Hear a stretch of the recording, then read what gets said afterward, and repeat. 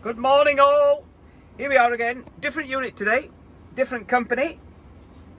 It's a 22 plate Merc, it's lovely. It's currently, let's have a look here, 34 degrees. I don't know if you can, yeah, you can just see it there in the corner. 34 degrees, 10:15 in the morning. But the aircon's doing a grand job and keeping it nice and cool. I'll give you a cab tour later on, but just thought I'd say hello again. And yeah, let's see what today brings. We're doing a bit of docks work for this week, and then back on Formula 1 for the next 10-12 days or so, going from London to France and Circuit Paul Ricard, and then Paul Ricard across to Hungaroring. So make sure you subscribe and hit the bell button so you get notified when those videos and this one drops. Look at the size of the diesel tank on that Lithuanian truck. You can get some fuel in there. Okay, so here we are. I've had the groupage that I loaded this morning stripped out and topped up and all the rest of it.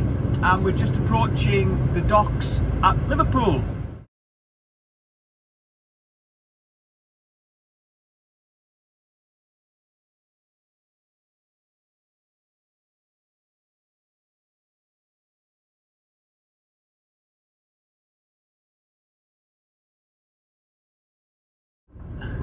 Right, so we booked in there at the gate, and I have to present myself there in the morning with my reference number, which I've already got, which is great, and I know where it's going. It's going up to Wigan to tip out, and then back to Bradford to do the same again tomorrow. And we just keep doing this day after day after day. Just going to drop this trailer off anywhere I want in one of these bays,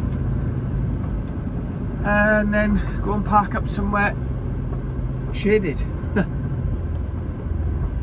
Well, here we are outside the Mercedes Actros L 2548 6x2 tractor unit. I'll just show you quickly round. We've got external cameras fitted so it can go into London, etc., and obviously driver aids. It's got the old-fashioned mirrors you see up there. For some reason, I didn't know this, if they're ADR, regulated for carrying dangerous goods, they are not allowed or don't have the mirror cams fitted. This one is got the orange plate ready for ADR. I'm not carrying ADR. I'm no longer ADR qualified. But yeah, they're not allowed to have those external cam, the new style mirror cams. As I say, 6x2 tractor unit, 22 plate, so she's fairly new. Steering axle, mid-lift, air operated sliding fifth wheel. All the catwalk, as you see, is aluminium and covered over, which is nice, keeps them clean and tidy. Not much to see around the back end. It's got the new style LED lights, which are nice. They're the long repeating type, like on the expensive cars. AdBlue, which always is a mess. However you fill it up, always ends up running over and dripping down.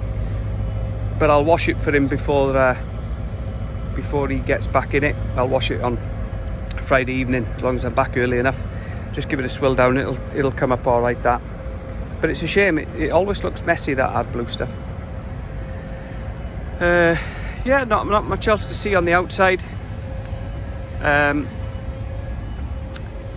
Side facing camera, side and rear facing camera there on the driver's side as well, and one in the front. You'll see them on the screens when I show you them later on. Right, that's us parked up in a regular little hidey hole. But while we're here, I'll give you a quick tour of the Actros cab. So we've got overhead lockers right the way across the front here. I won't show you inside too much, not that there's a great deal to see, but it's obviously the guy's got his own stuff in there. So yeah, we've got lockers right across the headboard there. Tachograph obviously at the driver's side above the driver, and a couple of little storage bins in there for rags, cloths, all the rest of it. two little pockets here. I used to keep, what do you call it, cleaning products and stuff like that in there. And then across the back, this one's fitted with a rather trick cupboard sort of storage system. I don't know if, I'm not convinced it is a Mercedes brand, but it's bloody good. 3 lockers, yeah. I've got my clothes and wash bag and stuff in there, but plenty of room. Shame they're not lit, unless I'm not doing it right and they are lit and I just haven't turned the lights on. But yeah, I'm not convinced that's a Mercedes fitment. They normally have a double bunk up there. Anyway, controls at the back for the aircon, sunroof, bits and bats. 2 storage pockets there and 2 at the other end for books and whatever else you may need. The seat there, the base of the seat folds up, so it'll actually go flat against the back of the seat. I'll show you. Just move them bits. So yeah, this folds up and you click it, if I can. There you go. And it clicks. It folds up, so you've got a place you can sort of walk into, get dressed, whatever. And then you click it again and it drops down and forms your normal sort of seating area. I've just got a few bits stored on there. Then we come to the dashboard. Now this one is proper trick. So let's see if we can get everything sorted here. That's the cameras that I was telling you about earlier booting up. There we go, that's that shut up.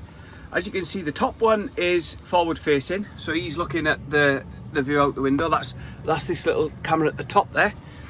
And then the bottom one is, the bottom left one is on the left hand side, and the bottom right one is the right hand side. Now, when you indicate, it'll switch to the side that you're indicating for. So I've just indicated left there, and if I indicate right, it'll switch to the right side. And then when you've finished your manoeuvre, it'll switch back to all 3. Now, obviously you can change all them as you want, but I think it works perfectly well as it is. Dashboard, absolutely spot on dashboard, beautiful thing. And it's all worked by, there's not even a wheel in there, it's like a touchpad. So you swipe your finger across and it goes from this side to that side, to the centre, to that side. Let's see if I can show you it doing it. There you go, it's in the centre now. Now it's gone to the left hand side, back to the centre, to the right hand side. And then when you get into each individual one, you can scroll down or up just with a movement of your finger, and it'll go through the motions. It changes again when you set the cruise control. It changes again, and you get distances and all sorts coming up on here, and the speed of the vehicle in front and all that type of stuff. Yeah, really smart.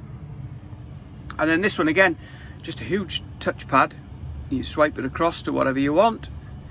So if you want navigation, you just touch screen the one you want.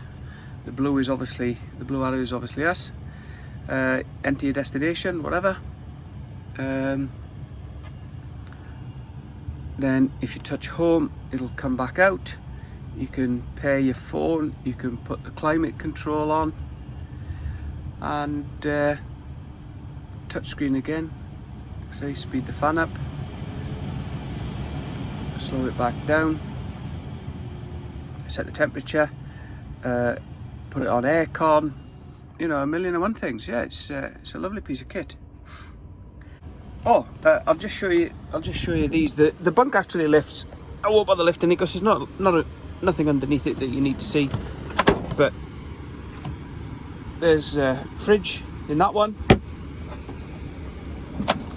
and a storage locker in that one for food or whatever you want to put in it. Those boxes are mine, just bits of rubbish. There is a small drawer in there for bits and bats. The alarm, the unusual thing is, there was no USB socket. Now these say USB, but they're USB-Cs. So not everybody's got USB-Cs, have they? There's a fantastic, fair play to these boys, they look after their lads. Look, there's a huge, probably 2,000, maybe 2.5, maybe 3,000 even, inverter there. So you can run household appliances from this. Not forever, obviously, you need to fire the battery up to keep it on top of it, but you could certainly use a microwave, you know, an 800 watt microwave without any problems at all. So yeah, that's about it really. This fella's just backed in front of me, so that's him for the night. He's left enough room for me so I can still get out anyway, and I've got room at the back of me before this Nolan's guy that nobody's going to get into, so I've room to manoeuvre there. So yeah, that'll do us for the night. We'll see what we've got tomorrow morning. So for now, good night all.